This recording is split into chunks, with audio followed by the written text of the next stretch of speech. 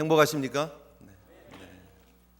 행복하십니까? 하면 아멘 합니다. 그죠?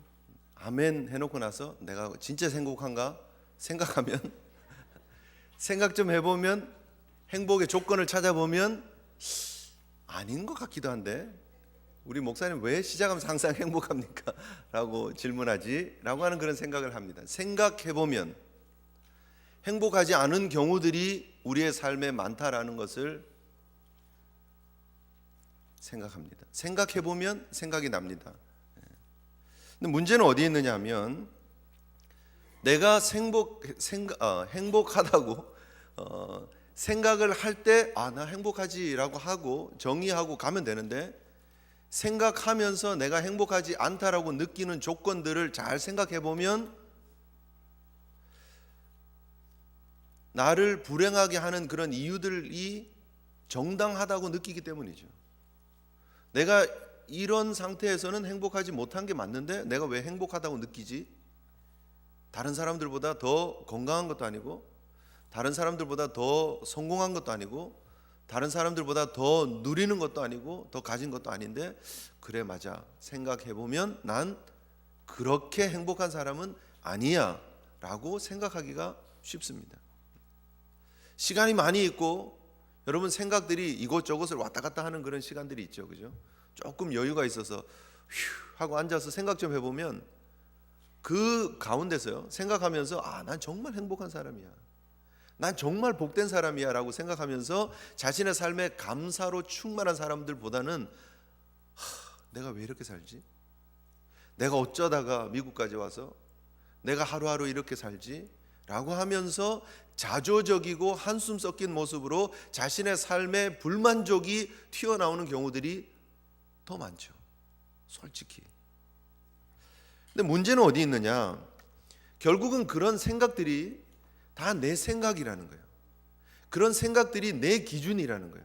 내가 행복하냐 안 하냐를 내가 스스로 판단하고 내가 만들어 놓은 기준에다가 적용시키고 있는 모습, 그것이 우리의 모습이라는 거죠.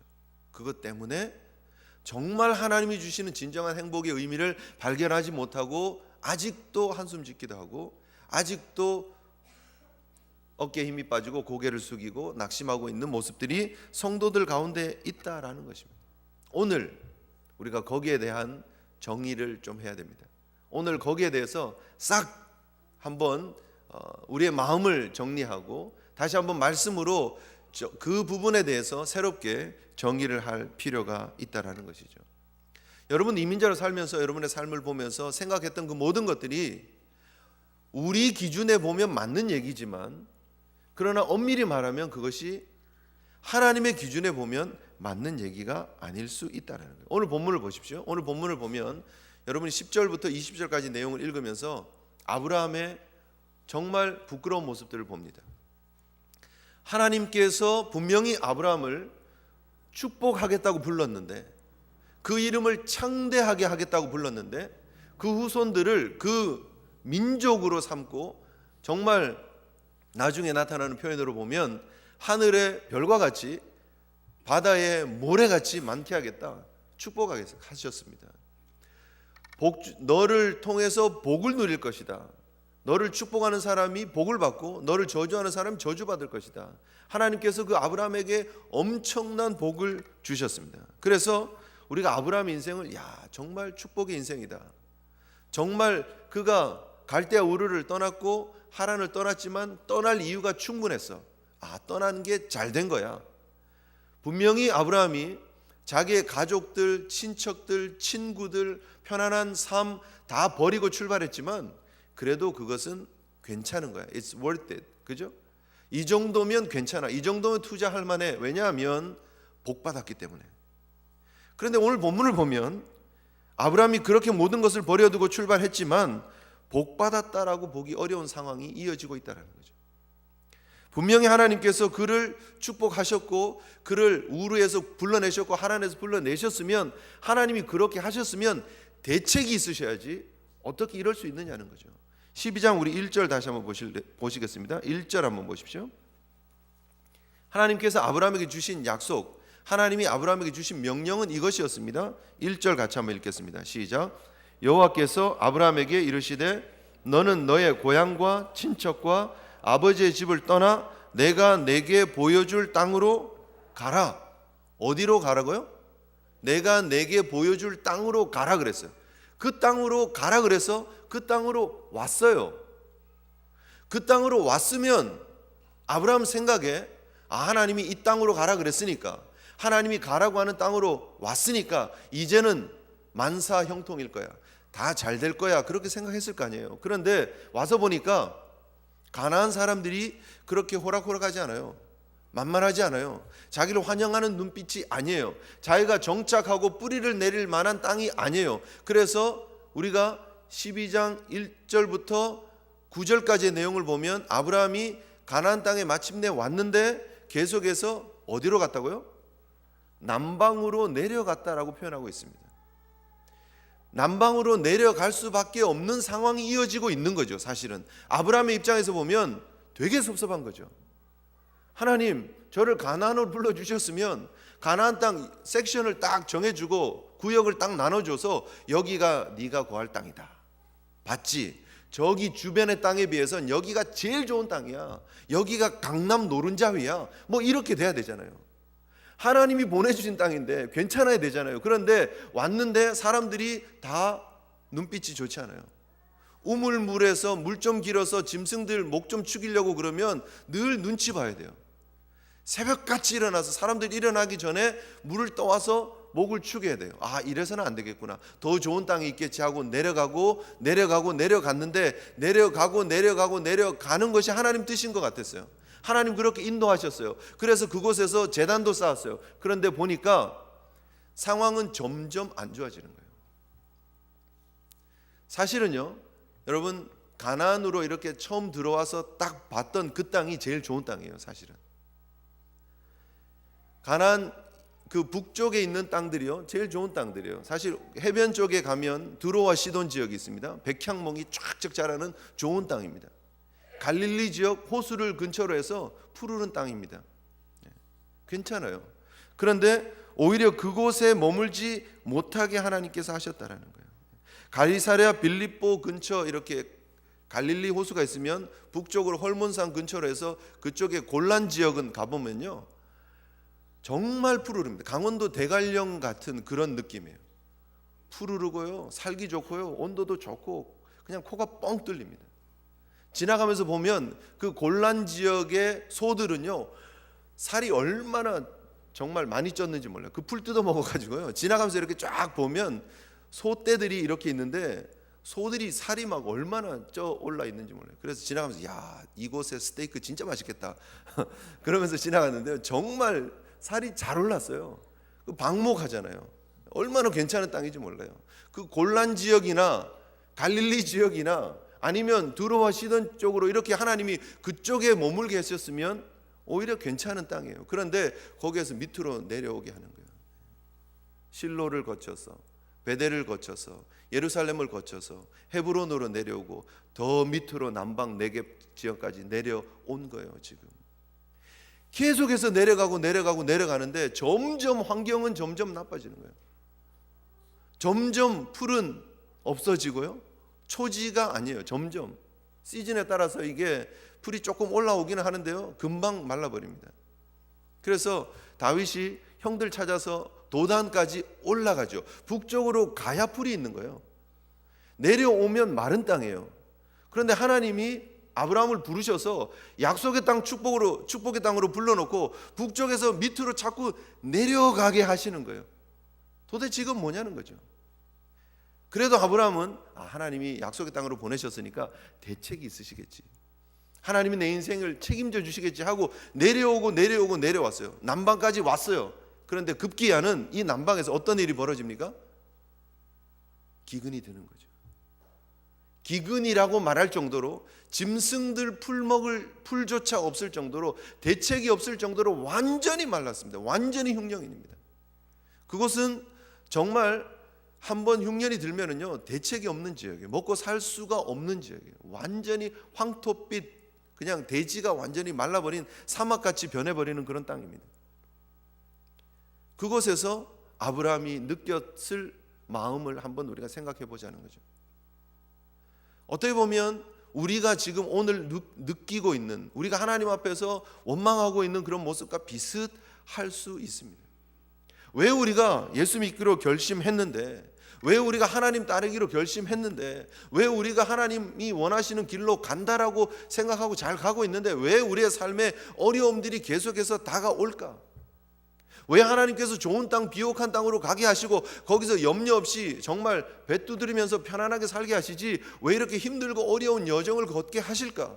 왜 사방을 둘러봐도 정말 목초라고 볼 수 없는, 초원이라고 볼 수 없는 그런 땅으로 하나님 나를 인도하실까라는 거예요. 그런데 우리가 여기서 생각해야 될 것은요, 왜 우리가 하나님 앞에 왜라고 질문하고 있느냐는 거죠. 잘 따라오셔야 됩니다. 오늘 저를 잘 따라오셔야 되는데, 우리가 왜라고 질문하는데 한 번 더 여러분들에게 던지는 도전은요, 왜 우리가 왜라고 질문하느냐는 거예요. 그렇죠? 우리가 하나님 왜 내 인생이 이렇게 편안하지 않습니까? 왜 이렇게 어렵습니까? 왜 내가 병에 걸렸습니까? 왜 사업이 이렇게 힘듭니까? 왜 렌트 내기도 힘듭니까? 왜 우리 자녀는 잘못됩니까? 하는 그 질문을 하는 이유, 우리가 왜라는 질문을 하나님 앞에 드리는 이유가 어디 있느냐? 우리가 생각하는 복의 기준이 따로 있기 때문이에요. 왜라는 질문을 하나님 앞에 던지면서 내가 내 인생의 주인이 되는 거예요. 내가 내 인생의 복과 불행을 판단하는 주체가 되는 거예요. 그래서 내가 생각하기에 왜라고 하는 그 순간 이미 내 마음속에 불행이 있어요. 그리고 하나님 앞에 원망하는 마음이 있어요. 그래서 왜라는 질문을 하나님 앞에 하는 거예요. 근데 다시 돌아가야 됩니다. 오늘 여러분 우리의 삶에 왜라는 질문을 지우셔야 됩니다. 왜냐하면 하나님이 우리의 인생의 주인이시기 때문입니다. 우리의 삶에 벌어지는 모든 상황 속에서 하나님 앞에 하나님 왜요 하는 것은요, 궁금해서 하나님 조금 더 잘하고 싶은데 왜요 하고 질문하는 착한 왜요보다는요, 하나님 앞에 원망해서 드리는 왜요가 너무 많다라는 거예요. 잘 생각해 보면 우리가 복에 대한 개념을 잘못 붙잡고 있기 때문에 왜요 하는 거예요. 왜요는 일본 사람이 덮는 담요가 왜요라 그럽니다. 왜요 하지 마시고 하나님 앞에 믿음으로 하나님을 보자는 거예요. 하나님이 우리에게 주신 약속을, 자 12장 1절 우리가 봤습니다. 2절 한번 보세요. 12장 2절을 보세요. 같이 읽습니다. 시작. 내가 너로 큰 민족을 이루고 내게 복을 주어 내 이름을 창대하게 하리니 너는 복이 될지라. 너를 축복하는 자에게 내가 복을 내리고 너를 저주하는 자에게 내가 저주하리니 땅의 모든 족속이 너 때문에 복을 얻을 것이다. 하나님 주신 약속은 어디까지죠? 여기까지예요. 하나님이 주신 약속의 본질은 아브라함을 복되게 하겠다였지, 아브라함이 있는 땅을 복된 땅으로 바꿔주겠다가 아니었어요. 아브라함이 생각하고 온 것이 만약에 땅이었다면 잘못된 거예요. 우리가 예수 믿는 것이 하나님이 주신 땅이고 그 땅이 우리의 복받는 수단으로, 하나님을 우리 인생의 수단으로 삼기 시작하면 잘못된 출발이에요. 하나님은 우리의 삶을 비옥하게 만들고, 하나님은 우리의 인생을 강북에서 강남으로 인도하고, 하나님께서 우리의 인생을 퀸즈에서 맨하탄으로 인도하시는 그런 하나님이 아니십니다. 하나님이 우리에게 주시는 복은 하나님 자신, 하나님 한 분이십니다. 하나님 이 복이고, 하나님을 아는 그 하나님의 백성으로 하나님의 백성이 누리는 복을 약속하고 계시는 것이지, 하나님이 주시는 그 2차적이고 3차적인 그 복이 진짜 복이 아니라는 거예요. 아멘이십니까? 오늘 이 아침 우리가 잘 생각해야 됩니다. 하나님 앞에 우리가 기도할 때마다 원망하면서 왜요 했던 그 마음의 내부를 파고 들어가서 보면 내가 생각했던 기준에 맞지 않기 때문에 하나님 앞에 왜 하나님 절 이렇게 힘들게 하십니까? 예요. 근데 하나님은 여러분들이 생각하는 그 복을 약속한 적이 없으세요. 물론 하나님이 하나님의 영광을 위해서, 하나님의 나라를 위해서 여러분을 그렇게 복의 자리로 인도하실 수도 있습니다. 여러분이 생각하는 그 복으로 인도하실 수도 있어요. 물질의 복을 주실 수도 있고, 건강의 복을 주실 수도 있고, 우리의 자녀를 이 땅에서 탁월하게 하셔서 정말 모든 사람들이 여러분들의 집안을 보면서 부러워하고 야, 자식 잘 키웠네요. 너무너무 부러워요. 할 수 있는 인생으로 만들어 주시기도 하십니다. 다 예수 믿으면 고생한다는 얘기는 아니에요. 그러나 하나님이 다 그렇게 하시겠다고 약속하신 적이 없으시다는 거예요. 하나님 주신 진짜 복은 여호와는 나의 목자시니 내게 부족함이 없습니다예요. 아멘이십니까?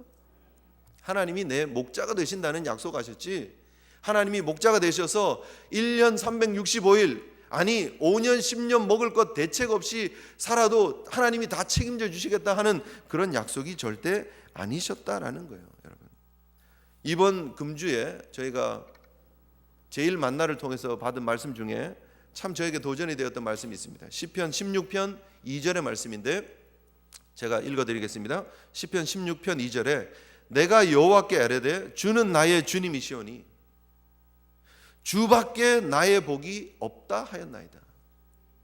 주밖에 나에겐 복이 없습니다. 여호와 하나님이 나의 복이십니다. 여호와 하나님 한 분으로 만족합니다라고 하는 다윗의 고백처럼 우리의 인생에 하나님은 그 고백을 원하신다라는 거예요. 아브라함을 부르시고 아브라함을 복되게 하신 하나님은 아브라함과 하나님과의 관계 속에서 오는 복을 주시기를 원하셨어요. 아브라함이 하나님 한 분만 보고 만족하는 인생을 살라고 하나님께서 그 인생을 부르셨고 그 인생을 통해서 하나님의 계획들을 이루어 가신다는 거예요. 아브라함은 나귀가 많아져서 소가 많아져서 양이 많아져서 복받았다가 아니고요. 아브라함은 자기가 기르던 종들이 노복들이 참 많았다 그래서 복받았다가 아니고요. 걸음걸음 하나님이 함께 하셨기 때문에 아브라함은 복된 인생이었는 줄 믿습니다. 그리고 그의 후손들을 통해서 하나님께서 계획하셨던 하나님의 선민으로 삼으시고 하나님의 구원의 완성을 이루어 가시는 놀라운 하나님의 구속의 역사를 아브라함을 통해서 이루어 가셨기 때문에 그의 인생이 복된 인생이지, 아브라함 자신이 땅 투기를 해서 땅이 얼마나 늘었고 아내 팔아서 재산이 얼마나 늘었고 그런 아무런 문제가 아니라는 거예요. 우리가 관심 가져야 될 부분들이 절대 아니다. 그래서 여러분 이 아침에 다시 한번 기억해야 됩니다. 정의하셔야 됩니다. 과연 나는 복받은 사람인가? 여러분 행복하십니까? 아멘 하셔야 됩니다. 아멘 할 수 있어야 됩니다. 억지로 하는 아멘이 아니라 마음속에 우러나는 진정한 아멘이 있어야 됩니다. 내가 예수 믿었고 내가 하나님 만났고 내가 영생에 대한 약속이 있고 내가 천국에 대한 보장이 있고 내 삶에 하나님의 임재가 있기 때문에 나는 행복합니다. 아멘입니다. 고백하실 수 있어야 됩니다. 그리고 그 고백을 온 세상에 나가서 산 위에 올라가서 여러분 외칠 수 있어야 합니다. 자신 있게 당당하게 멋지게. 그것이 아브라함에게 주신 복이었어요. 아브라함이 끝까지 사실은 자기가 생각했던 그 복은 못 받았을지도 몰라요. 끝까지 넉넉한 땅 받아 누리지 못해요. 사실 우리가 이제 13장에 가서 보시면 사실 소돔과 고모라 땅, 좋은 땅, 에덴 동산 같았던 땅은 또 롯이 또 가지고 가요. 아브라함에게 남은 땅은요, 유다 산지, 그죠? 정말 대책 없는 땅만 하나님이 주세요. 그런데 그것이 아브라함에게 복이었다는 거예요. 땅 보지 않고 하나님 보니까 복이었다는 거예요. 근데 이 땅에 우리 현대교회, 현대 성도들이 너무 땅을 너무 많이 봐요. 이 땅을 너무 많이 봐요. 이 땅의 물질을 너무 많이 봐요. 우리 자녀들의 잘됨을, 영적인 잘됨보다 이 땅에 어떤 포지션을, 어떤 연봉을, 어떤 위치를, 그것을 복으로 많이 본다는 거죠. 그래서 이 아침 여러분 다시 한번 복에 대해서 정의를 내려야 된다. 신앙의 바른 출발은요, 바른 신앙의 정의에서부터 오는 것입니다. 세상의 모든 학문을 공부를 하면 그 학문에 대한 정의부터 출발합니다. 사회학을 공부를 하면 사회학에 대한 정의가 있어야 되고요, 인문학을 공부를 하면 인문학에 대한 정의가 있어야 됩니다. 법을 공부를 하면 법에 대한 정의가 있어야 됩니다. 신앙에 대해서 여러분 신앙의 길을 걸어가면 신앙에 대한 정의가 있어야 됩니다. 그리고 하나님이 우리에게 주시는 복에 대한 정의가 분명해야 됩니다. 잘못된 거 붙잡지 말자라는 거죠. 하나님이 주시는 진정한 복, 하나님이 우리의 삶에 간섭하시면서 역사하시는 진정한 복을 보시기를 주님 이름으로 축복합니다. 자, 두 번째 우리가 본문을 통해서 보는 내용이 결국은, 그런데 그 아브라함이 하나님 주신 진정한 복을 못 보고 자신의 인간적인 계획을 수단을 동원해서 내려갔더니 망하더라는 거예요. 엄청나게 망해도 이렇게 망할 수가 없습니다. 에이 목사님 무슨 망해요. 내려갔더니 바로가 그 부인의 아리따움을 보고 오늘 본문에 보면 아브라함이 양과 소와 노비와 암수와 나귀와 낙타를 얻었는데 뭘 잘 됐는데 뭘 망해요. 아니에요 여러분. 하나님의 방법으로 하지 않고 얻는 것은 다 망하는 거예요. 다 망하는 거예요. 믿음으로 행하지 않고 얻는 이익은요 다 망하는 거예요. 다 망하는 거예요. 얼마나 부끄럽습니까? 남자가 자기 아내 팔아가지고 양떼들 소떼들 좀 누리는 게 이게 축복입니까? 그렇지 않나요? 아브라함의 인생의 가장 비참한 순간이 이 순간입니다. 자기의 목숨을 위해서 아내를 팔아먹는 거예요. 얼마나 비참합니까? 여러분 그런데 왜 성경은 이 이야기를 그대로 보여주고 있느냐? 우리 남자들은 이런 성경을 이렇게 탁 읽으면요 아브라함 진짜 못났네 혀를 찢찢 찰지도 모릅니다. 우리 인생이 다 그럴지 모릅니다. 왜요? 우리는 안 그런다고 생각하니까. 나는 그렇지 않다라고 생각하니까. 그러나 성경의 아브라함조차도 이렇게 하고 있다는 것을 기록하고 있는 이유는 우리가 다 인생이 다 그렇다는 거예요. 하나님 앞에 여러분 우리는 다릅니까? 아브라함만 그랬습니까? 아브라함만 상황을 보고 절충했습니까? 아브라함만 그때 당시에 애굽 지역에 풍습이 있는데 예쁜 여인을 취하려면 남편이 있으면 남편 죽이고 아내 데리고 오면 된다, 첩으로 삼으면 된다 하는 그런 풍습이 있으니까 아브라함만 지금 불안해합니까? 그렇지 않잖아요. 우리의 삶에도 여러분 우리가 살아가는 이 2013년 이 시대에도 우리가 생각하는 두려워하는 일들, 염려하는 일들, 걱정하는 일들 많잖아요. 그리고 적당히 타협하잖아요. 그래야 잘 될 것 같다라고 생각하잖아요. 신앙은 내려놓고 믿음은 내려놓고 방법으로 접근하잖아요. 수단으로 접근하잖아요. 나름대로의 자기의 이유가 있었을지도 모르죠. 사례가 원래 내 이복 누이니까 진짜 누이라고 하는 게 100% 다 틀리는 건 아니니까 적당히 그렇게 하지 뭐. 그게 요령입니까? 지혜로운 겁니까? 그렇지 않다라는 거예요. 그렇게 생각하면서 지금 아브라함이 하는 얘기를 보세요. 13절 한번 보세요. 그대는 나의 누이라 하라. 그러면 내가 그대로 말미암아 안전하고 내 목숨이 그대로 말미암아 보존될 것이다. 아브라함이 하는 얘기가 지금 뭡니까? 당신 때문에 내가 안전하고 당신 때문에 내 목숨 보존하고 우리가 두루두루 잘 되고 좋은 거 아니겠냐고 우리가 이렇게 좀 하자고 지금 얘기를 하는 거예요. 얼마나 부끄럽고 안심스럽습니까? 아브라함의 상황 속에 가서 한번 보세요. 참 안 됐어요. 그죠? 아브라함이 자기 혼자 지금 둘이서 침실에서 앉아서 여보 우리 이렇게 합시다 하고 끝냈겠습니까? 그렇지 않아요. 입단속을 시켜야 되잖아요. 자기가 데리고 가는 그 가솔들 입단속을 시켜야 되잖아요. 종들 다 불러가지고 지금 하는 거예요. 자기 조카 데리고 와서 지금 앉혀놓고 얘기하는 거예요. 지금 자기 밥 먹고 있는 모든 가솔들 지금 하란을 떠나서 지금 가나안으로 내려오고 있는 모든 가솔들을 다 물러놓고 자 지금 회의해야 돼. 지금 우리가 애굽까지 왔는데 이제 애굽에 들어가면 지금 옆에 있는 당신의 주인 이 주인은 내 누이야 그렇게 얘기해야 돼 라고 지금 다 입단속 시켰을 거예요. 그렇죠? 누가 와서 그럴까요? 저기 저 아리따운 여인은 누구냐고. 네 저희 집 주인 안방 마님이십니다. 뭐 이렇게 얘기하면 산통 다 깨지잖아요. 분명히 입단속했을 거라는 거예요. 한번 생각해 보세요. 그 아브라함이 우르를 떠났어요. 하란을 떠났어요. 거기서 내려오면서 자기의 식솔들 가솔들을 데려가면서 아무 말도 안 하고 그냥 내가 가고 싶으니까 따라와라 이랬겠어요? 아니죠. 그 사람들 앞에서 하나님이 나를 부르셨다. 하나님이 나를 복되게 하신다 그랬다. 하나님이 내 이름을 창대케 하게 하겠다 말씀하셨다. 나를 축복하는 사람이 복을 받고 나를 저주하는 사람 저주한다 그랬다. 자 이제 하나님 주신 축복 보고 나를 따라오시오 하고 왔을 거 아니에요.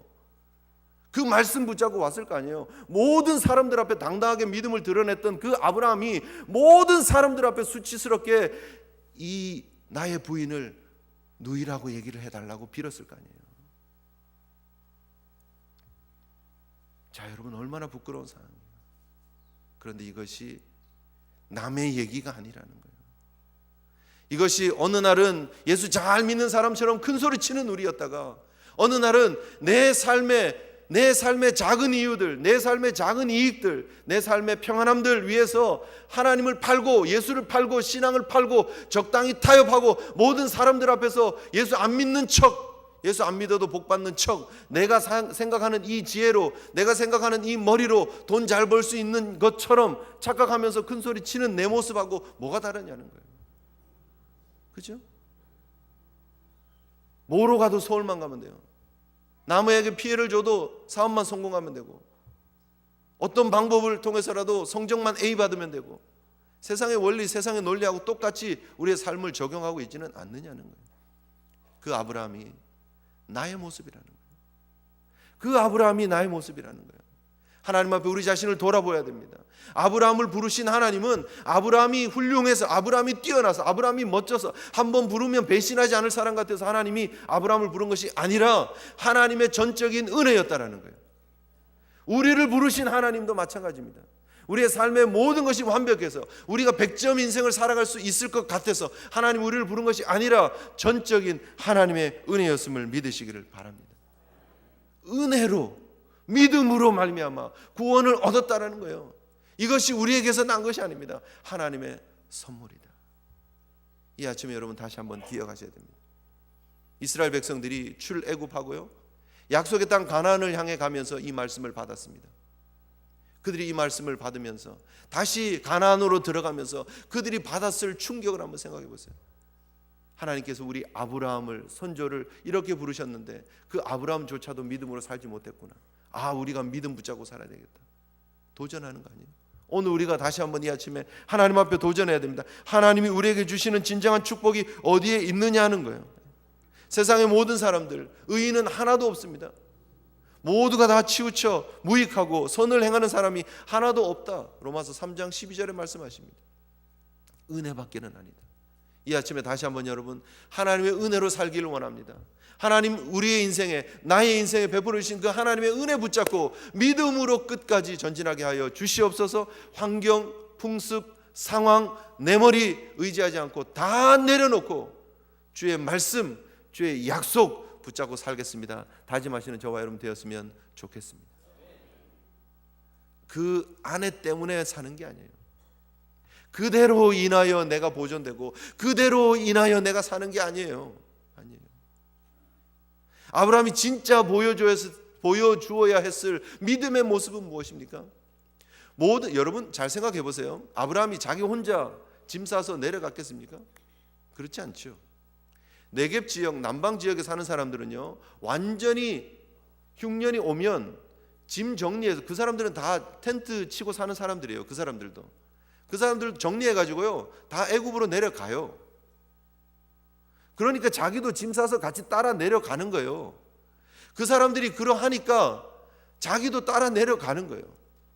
진짜 복의 근원이 되는 삶을 아브라함이 살기를 원했다면 모든 사람들이 짐 싸가지고 내려갈 때 그때 나는 하나님이 나를 불러서 큰 민족으로 삼겠다, 하나님이 나를 책임져 주시겠다고 하셨으니까 나는 이 땅에 머물 것입니다 라고 멋있게 말할 수 있어야 된다는 거예요. 나는 하나님이 가라 하시는 데까지 가는 겁니다. 나는 하나님의 명령이 떨어지지 않으면 한 발자국도 움직일 수 없습니다 하고 이렇게 딱 했었어야 된다는 거예요. 기도하면서, 하나님의 약속 붙잡으면서. 아니 적어도 처음에는 좀 착각해서 옆에 사람들이 다 가니까 우리도 내려가야 되나 보다, 자 우리 짐 싸러 가자 하고 내려가다가 보니까 애굽 근처예요. 애굽에 가면 문명이 대단하고 바로가 위용이 대단하다는데 바로는 살아있는 왕이라는데 우리가 괜히 내려가서 이거 지금 여러분 애굽 사람들은요 함 족속입니다. 그래서 얼굴이 피부 색깔이 검죠. 자기 아내는 셈 족속이잖아요, 그죠? 자기 아내는 흰색의 피부를 가지고 있어요. 내려가면 저 구릿빛 갈색 피부를 가진 사람이 우리 아내를 보고 예쁘다고 생각할 텐데 진짜 예뻤나 봐요, 그죠? 예쁘게. 이것도 미스테리입니다. 이것도 어떻게 사라가 65이나 된 부인이 그렇게 예뻤을까? 네, 미스테리예요. 네. 어떤 사람은 자식을 낳지 않아서 뭐 미모를 유지를 했을 것이다, 뭐 그렇게 얘기를 하기도 하고요. 아니면 그냥 피부가 하얗기 때문에 모든 사람들이 예쁘다고 봤을 것이다. 뭐 그렇게 얘기를 하기도 하지만 예뻤던 것 같아요. 그죠? 이해는 안 되지만. 네. 어쨌든 그렇게 애굽 근처에 와서 지금 염려가 되기도 하지만 그때 그가 붙들어야 될 말씀이 뭐냐? 2절의 말씀이에요. 내가 너로 큰 민족을 이루고 내게 복을 주어 내 이름을 창대케 하리니 너는 복이 될지라 그랬어요. 그 말씀 붙잡고 그 약속 붙잡고 애굽에 딱 들어가서 바로를 만나서 하나님이 나에게 복 주신 사람입니다. 나는 내가 지금 힘들어서 가뭄이 들어서 지금 내려왔지만 나를 환대하시면 하나님이 당신 복 줄 겁니다. 나 때문에 당신 복 받을 겁니다. 그렇게 당당하게 얘기하는 게 멋진 믿음의 사람이지 거기 가서 우리 동생인데요 아니잖아요. 하나님의 약속으로 돌아가시길 바랍니다. 하나님의 약속으로 돌아가면 믿음으로 설 수 있어요. 하나님의 말씀으로 돌아가면 믿음으로 설 수 있어요. 우리 생각으로 가면 믿음 다 버리는 거예요. 우리 수단, 우리 생각, 우리 방법, 세상의 풍습들 따라가면 믿음 다 버리는 거예요. 타협하는 거예요. 하나 타협하면요 둘 타협합니다. 둘 타협하면요 세 타협합니다. 결국은 아브라함이 정말 부끄럽게 그 아내가 팔려가고 그 지참금으로 준 그거 받아가지고 그 돌려보내기라도 하지. 정말 어떻게 그럴 수가 있어요. 여러분 하나님의 축복의 진정한 의미를 보셔야 됩니다. 하나님이 함께 하시는 그 은혜 기억하시고 믿음의 결단 가지고 나아갈 수 있는 저와 여러분 되시기를 축복합니다. 마지막으로 한 가지만 더 보시면 아브라함의 믿음에 있어서 제일 큰 문제는 뭐냐 하면 우르를 떠날 때 하란을 떠날 때는 괜찮은 믿음이었어요. 그런데 상황이 바뀌니까 믿음도 바뀌었다는 거예요. 여러분 우리가요 예수를 믿기 시작하면서 첫 번째는 믿음 생활 잘합니다. 그렇죠? 믿음 생활 잘하잖아요. 꽤 괜찮게 하잖아요. 얼마나 열심히 냅니까? 얼마나 노력합니까? 시간 말씀 놓치지 않으려고 오전 끝나면 또 오후 성경 공부도 하고요. 사실은 제자대학을 합니다. 그러면 오래된 분들 우리 뭐 중직 저희는 일기에 막 오래되신 성도님들이 많이 하지만 사실 다른 교회들 같은 경우 뭐 훈련합니다. 그러면 난 다 알아. 난 다 배웠어. 안 해. 저 새로 오신 분들이나 잘 가르쳐 주세요. 그런 경우들 되게 많잖아요. 사실은 왕년에 신앙생활 했던 거 그거 붙잡고 신앙생활 한다고 큰 소리 치시는 분들이 많다라는 거예요. 아브라함이 왕년에는 잘했어요. 신앙생활 잘했어요. 그런데 가나안에 들어와서 남방으로 내려가고 지역적으로만 여러분 내려간 게 아니고요. 이 성경적 표현을 잘 생각해 보면 내려가고가 믿음의 수준이 내려가고도 돼요. 사실은 영적으로. 근데 내려가다 정말 바닥까지 치는 거죠. 왕년에 그거 붙잡고 출발을 잘했는데 하나님 말씀 붙잡고는 잘 갔는데 그 왕년에 그냥 먼 추억이에요. 내가 하란 떠날 때 하나님 말씀 하나님 약속 붙잡고 출발했는데 아이고 내가 여기까지 왔구나. 애굽까지 여기서 먹고 살려고 내가 우리 아내를 누이라고 속이고 참 나도 참 한심하네. 그럼에도 불구하고 돌이키지 못한다면 문제 있는 거 아니에요. 우리가 예수 믿으면서요 처음 신앙생활했던 그 첫사랑들 다 놓쳐버리고 다 식어버리고 그럼에도 불구하고 뭐 어쩔 수 없지. 예수 믿으면 다 그런 거예요. 내가 벌써 신앙생활한 게 20년이고 30년인데 어쩔 수 없지. 다 처음 같은 그런 뜨거움을 유지할 수 있나? 라고 생각하시는 분 계십니까? 여러분이 지금 어디에 와 있는지 생각하셔야 되고 다시 하나님 주신 그 약속의 땅 축복의 땅을 향해서 돌이키고 회복될 수 있는 신앙들 믿음들 되시기를 축복합니다. 새로 열심히 신앙생활 하시는 분들 앞에서 옛날에 나도 그랬어요.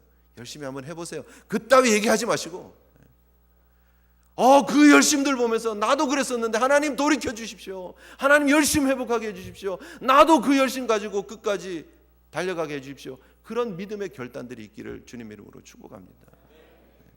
신앙은 현재 진행, 신앙은 지금 현재 진행되어지는 그 모습이 중요한 거예요. 과거에 나도 옛날에 나도 왕년에 50년 전에 40년 전에 30년 전에 10년 전에 그런 얘기하지 마시고 지금 내가 어디에 와 있는지 보자는 거예요. 지금 내가 하나님 약속 붙잡고 가나안에 있는지 아니면 남방으로 내려갔다가 애굽까지 내려가고 있는 거기서 비굴하게 비참하게 살고 있는 모습은 아닌지 돌아보자는 거예요. 여러분 우리가 인생을 살면서 세상에 보일 수 있는 가장 큰 영향력은 하나님의 사람으로 사는 것입니다. 아멘이십니까? 우리가 이 땅에 살면서 하나님 주신 가장 큰 축복, 우리가 세상에서 가장 큰 소리 칠 수 있는 하나는 뭐냐면 우리는 하나님의 사람입니다예요. 나는 믿음으로 삽니다예요. 세상에 지금까지 살았던 문학가들 중에서 제일 위대한 문학가라고 얘기하는 사람을 보통 누구라 그럽니까? 네? 톨스토이도 있고, 네. 셰익스피어, 네, 셰익스피어, 네. 뭐 물론 유명한 사람 많습니다. 그러나 대충 셰익스피어가 정말 위대한 문어라고 얘기를 하죠, 그죠? 셰익스피어가 제일 존경했던 인물이 누군지 아십니까, 여러분? 셰익스피어 된 그 위대한 사람이 존경한 사람이면 진짜 대단한 사람일 것 같지 않아요, 그죠? 누구를 존경했는지 아십니까? 자기의 친구 집의 하인을 존경했습니다. 왜요? 셰익스피어가 친구 집을 찾아왔습니다. 친구 집을 찾아왔는데 친구가 마침 출타하고 없었어요. 그 하인이 들어왔습니다. 저희 주인님께서 지금 출타 중이신데 들어오셔서 이 티와 이 과자를 조금 드시면서 계시면 좋겠습니다. 그러면서 티를 준비를 하고 책을 한 권을 준비를 했어요. 책을 읽고 계십시오. 참 배려가 깊잖아요. 멋있잖아요, 그죠? 차를 탁 주면서 책을 한 권 딱 줬어요. 어우, 괜찮네. 그리고 이제 책을 한참 읽고 있는데 친구가 아직도 안 오는 거예요. 이게 좀 무료하기도 하고 내가 계속 기다려야 되나? 도대체 언제 온다고 그랬나? 그리고 하인이 있는 쪽을 향해서 부엌문을 열고 들어갔습니다. 거기서 셰익스피어는 충격을 받습니다. 그 하인이 무엇을 하고 있었느냐? 그 식탁 밑에 깔려 있는 그 카페트 있잖아요. 카페트를 들고 그 밑을 청소하고 있는 거예요. 그때 충격을 받습니다. 그 카페트 밑은 안 치워도 돼요. 그렇죠? 주변만 치워도 돼요. 그 위만 치워도 돼요. 그 밑을 누가 들쳐다본다고 그 밑을 치우고 있느냐는 거예요. 그때 아무도 보지 않을 때 자신의 일에 충실하고 묵묵히 카펫 밑을 치우는 그 하인이야말로 내가 인생에서 제일 존경하고 본받을 사람이다라고 결심을 합니다. 그리고 자신 있게 자기는 그 사람을 제일 존경합니다라고 얘기하고 다니는 거예요. 누가 영향력을 끼친 사람입니까? 하인입니까? 셰익스피어입니까? 하인이 영향력을 끼친 사람이에요. 누군지도 몰라요. 그런데 그 사람이 더 강력한 인생을 살았다는 거예요. 여러분, 우리가 이 땅에서 셰익스피어라는 이름을 남기는 것이 중요합니까? 아니면 영향력 있는 삶을 사는 게 중요합니까? 주인이 보든지 안 보든지 카펫 밑을 쓸었던 그 하인처럼 하나님 앞에서 하나님이 보시든 안 보시든, 물론 다 보시지만 내 삶에 숨겨진 순간까지 하나님 앞에서 멋지게 믿음으로 사는 사람, 그 사람을 하나님이 찾으신다는 거예요. 이 땅에 하나님의 영향력 드러내는 삶을 살기를 원하십니까? 처음부터 믿음으로 출발했으면 끝까지 믿음으로 가시기를 바랍니다. 처음에 하나님 약속, 하나님 말씀 붙잡고 출발했으면 끝까지 하나님의 약속, 하나님의 말씀, 그것 붙잡고 나아갈 수 있는 저와 여러분, 예수 믿는 멋진 사람들 되시기를 주님의 이름으로 축복합니다. 우리 함께 다짐하면서 하나님 앞에 기도했으면 좋겠습니다.